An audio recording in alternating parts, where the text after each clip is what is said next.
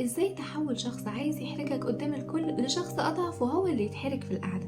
لما تكون في قعده ايا كانت مع اصحابك او زمايلك في الشغل وتلاقي حد بيحاول يتريق على رايك او يقلل منك عشان يسرق اللقطه، اوعى تقع في فخ الانفعال. بدل ما تدافع عن نفسك استخدم استراتيجيه قلب الادوار، وهنعرف مع بعض النهارده اهم 3 اساليب نفسيه.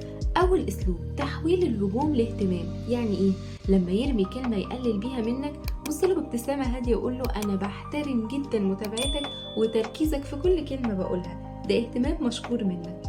السر هنا إنك خليته شخص مراقبك وبيدور على أي لفتة منك عشان يشبك معاك، وحطيت قاعدة جديدة وهي إنه مش بيحرجك نهائي.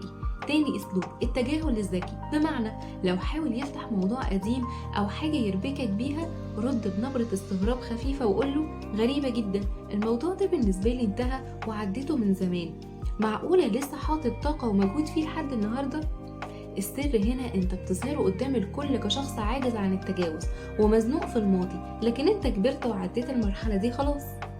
تالت اسلوب امتصاص الغضب بالتجاهل. يعني ايه؟ لما ينفعل عليك او يهاجمك بقوة، هدي نبرة صوتك للاخر وقول له لو التفريغ ده هيهدي اعصابك ويخليك تحس بالراحة فتمام، انا ما عنديش مشكلة استحملك، ورجع عينك للناس وكمل كلامك عادي.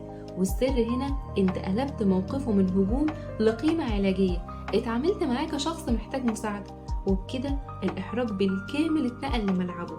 في النهاية رد الاعتبار مش محتاج صوت عالي، الثبات والرد المتزن هو اللي بيخلي موقفك يفضل الأقوى من غير ما تعمل مشكلة واحدة.